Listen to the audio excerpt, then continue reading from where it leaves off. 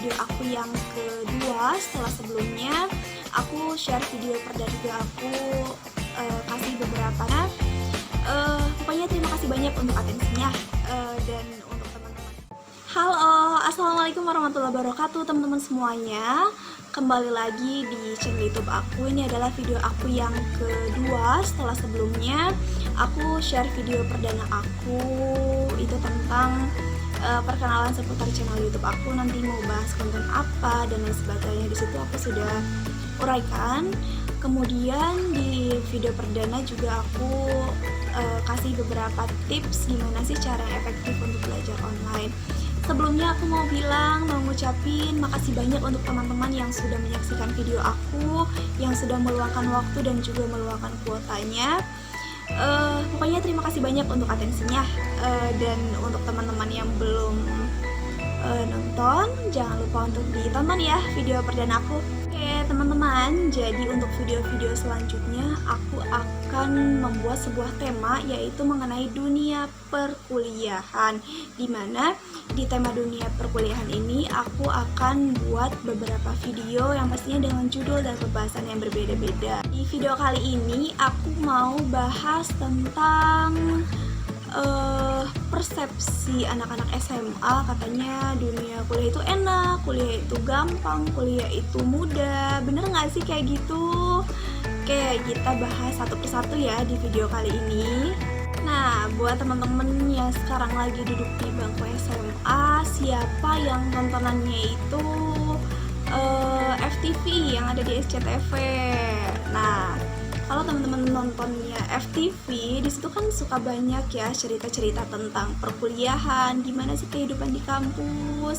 Yang ketika kita nonton di FTV itu seperti cerita indah aja, ceritanya mulus, nggak ada hambatan-hambatannya apa. Kemudian kuliah itu adalah ngobrol di taman, atau enggak pacaran sama doi, atau enggak berantem sama temen, atau pergi ke mall, atau clubbing, yang pada kenyataannya hal-hal tersebut itu cuman 10% kali ya, 10% dari dunia nyata bagaimana keadaan kampus sebenarnya. Padahal dunia dari perkuliahan itu bukan hanya itu aja ya teman-teman, masih banyak hal-hal lain, masih banyak kerumitan-kerumitan lain yang pasti bakalan kita temui waktu kita berkecimpung di dunia perkuliahan.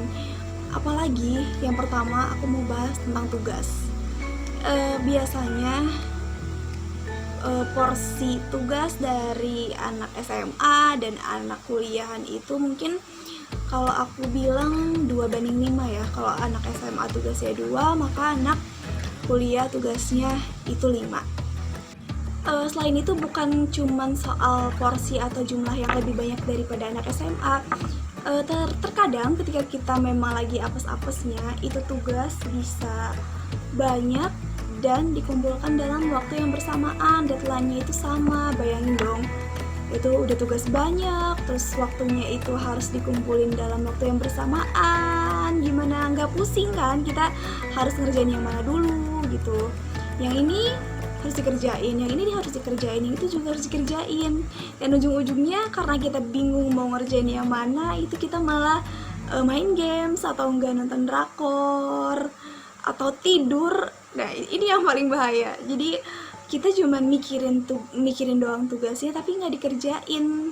Nah itu dia. Ya itu ya untuk poin yang pertama. Jadi porsi tugasnya itu lebih banyak daripada ketika kamu masih SMA. Kemudian poin yang kedua, ketika kamu masuk dunia perkuliahan, kamu pasti nggak akan asing dengan yang namanya begadang. Sama kayak aku kan waktu masih SMA ya, tidur jam 8 itu adalah waktu tidur yang paling maksimal, waktu tidur yang paling malam. Sementara ketika aku masuk dunia perkuliahan itu berubah 180 derajat. Aku harus terbiasa dengan tidur malam, bahkan sampai subuh, dan subuhnya baru bisa tidur karena baru selesai ngerjain tugas, atau enggak karena memang ada aktivitas di luar perkuliahan seperti organisasi, karena memang kuliah itu bukan hanya soal belajar di kelas, tapi kita ada aktivitas lain seperti ikut organisasi ekstra ataupun intra yang memang mengharuskan kita untuk ada rapat atau ada kumpul pada waktu malam hari sampai dengan terkadang sampai dini hari ya. Bahkan waktu itu aku ada teman perempuan, terus dia abis ikut rapat itu jam berapa ya, jam 1 apa jam 2 gitu baru pulang ke kosannya, dan ternyata pintu pagar kosannya itu udah kekunci, alasan dia nggak bisa masuk kan. Dan satu-satunya cara supaya dia masuk adalah dia memanjat pintu pagar, dan pintu pagarnya itu bukan pintu pagar yang 1,5 meter yang pendek-pendek gitu, tapi itu sampai kayaknya ada nyampe 3 meter karena tinggi pintu pagarnya gitu. Dan dia manjat itu demi dia bisa masuk ke kamarnya. Nah, di poin selanjutnya itu aku mau bahas dari aspek guru dan juga dosen. Mungkin ketika kamu atau ketika kita duduk di bangku SMA, kita akan terkesan lebih disuapi. Artinya ketika kamu melakukan kesalahan, maka guru kamu akan memperbaiki. Tetapi ketika kamu berjumpa sama dosen, mungkin nanti kamu akan memiliki persepsi yang sama kayak aku. Jadi kalau dosen tuh lebih ke oh ya udah, itu kamu sudah dewasa, kamu berhak untuk menentukan diri kamu sendiri, kamu udah tahu mana yang salah dan mana yang benar. Jadi untuk apa saya ikut-ikut campur gitu terhadap urusan kamu? Toh kamu juga sudah punya pilihan sendiri dan kamu juga sudah bisa menentukan hidup kamu sendiri. Itu sih.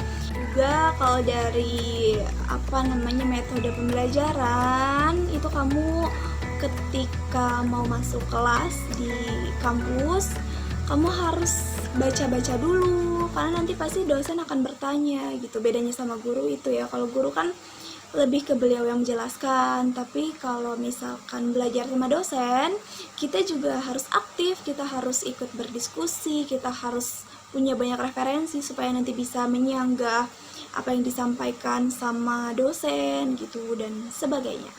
Dan yang keempat ini adalah untuk teman-teman yang memang harus bekerja sambil berkuliah ya, karena itu memang cukup sulit atau mungkin sangat sulit kalau misalkan dilakuin.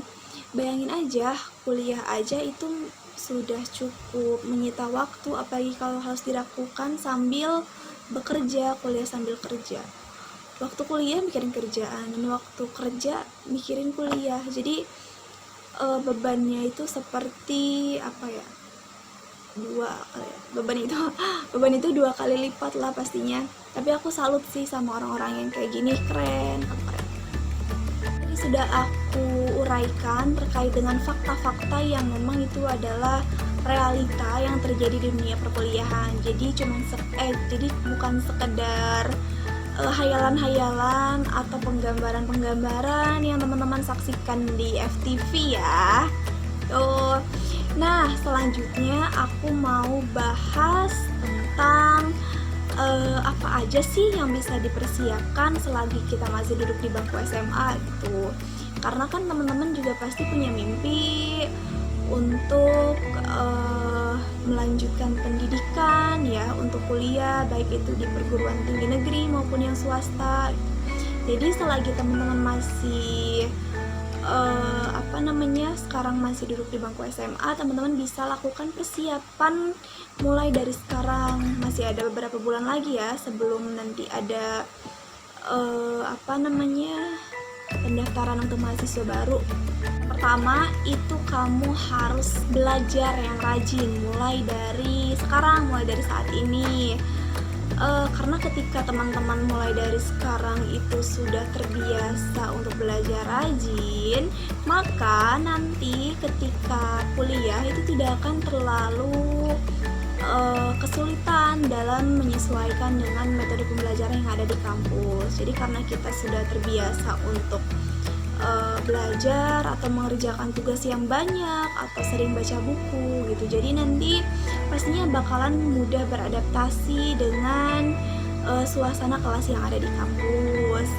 Kemudian yang kedua itu teman-teman harus bisa mandiri atau harus belajar mandiri. Mulai dari sekarang itu harus mencoba untuk mandiri, karena nanti waktu kuliah itu, apalagi khususnya untuk orang-orang rantau, pasti bakalan jauh dari orang tua, dimana kita harus menyelesaikan semuanya sendiri, harus masak sendiri, harus ngatur uang sendiri, dan lain-lain.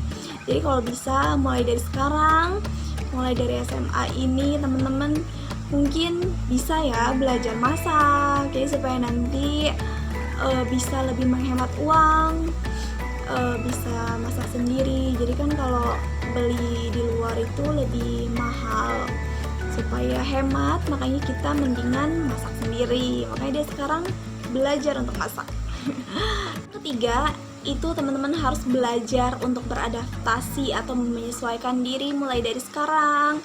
Kalian bisa ikut organisasi kayak OSIS atau enggak ekstrakurikuler yang lain kayak pramuka. Pokoknya yang ruang dimana kalian bisa berinteraksi dengan banyak orang yang memiliki sifat dan karakter yang berbeda. Karena nanti nggak bisa dipungkiri kalian pasti bakalan ketemu dengan orang-orang yang beda semuanya, beda daerah, beda bahasa, beda pembawaan, nada bicara dan lain sebagainya. Kalau aku pribadi, aku kan dari Sunda ya, terus banyak temen aku tuh yang dari Sumatera, dan ketika aku ngobrol sama mereka, kok gitu aja marah sih gitu. Aku anggapnya mereka bicara kayak gitu tuh marah, padahal kan orang-orang Sumatera itu biasanya memang logat bicaranya tuh tinggi, padahal mereka gak marah sama sekali. Tapi bagi standar orang Sunda itu adalah seperti nadanya marah gitu. Jadi pas awal-awal itu aku masih menyesuaikan diri, tapi kesini-kesini udah paham kok, dan semuanya berjalan dengan baik-baik saja. Oke. Terus yang keempat itu dari sekarang teman-teman bisa nabung untuk ngumpulin biaya kuliah, karena nanti itu waktu pas kuliah itu banyak banget biaya yang pastinya harus dikeluarkan. Makanya dari sekarang mulai nabung, pastinya disesuaikan juga ya sama kemampuan orang tua. Dan nanti tuh biasanya banyak kendala untuk teman-teman yang punya mimpi, cuman orang tuanya tidak bisa mendukung dalam aspek finansial karena keterbatasan juga. Makanya teman-teman kalau punya tekad yang kuat itu harus diiringi dengan usaha yang kuat juga. Jadi sekiranya orang tua teman-teman memiliki keterbatasan secara finansial untuk membiayai perkuliahan, dari sekarang mulai nabung. Terus juga dari sekarang belajar yang rajin untuk mendapatkan nilai yang tinggi, karena nanti itu banyak banget informasi beasiswa yang ada di setiap kampus. Dan ketika teman-teman punya nilai di sekolahnya tinggi, itu pasti bakalan ngasih kans yang lebih, ngasih kans atau peluang yang lebih buat teman-teman bisa lolos di beasiswa itu. Nah, ngomong-ngomong soal beasiswa, nanti aku mau bahas terkait dengan salah satu beasiswa yang dia memfasilitasi bagi teman-teman mahasiswa baru untuk bisa daftar dan menerima beasiswa tersebut. Nantikan ya di video aku selanjutnya. Oke, teman-teman semuanya, mungkin cukup sekian ya yang aku bisa uraikan, yang aku bisa sharing ke teman-teman semuanya. Pokoknya terus semangat, masih ada banyak waktu teman-teman untuk memulai hal-hal yang bisa dipersiapkan. Kemudian pokoknya tetap semangat. Ketika kamu punya impian, maka kamu harus kejar, jangan diamkan, dan sebisa mungkin harus kamu wujudkan. Terima kasih untuk yang sudah menyaksikan video ini, dan nantikan video-video aku selanjutnya. Dadah, assalamualaikum warahmatullahi wabarakatuh. kesimpulannya mungkin cukup sekian ya yang aku teman untuk memulai hal-hal yang bisa dipersiapkan, kemudian menyaksikan video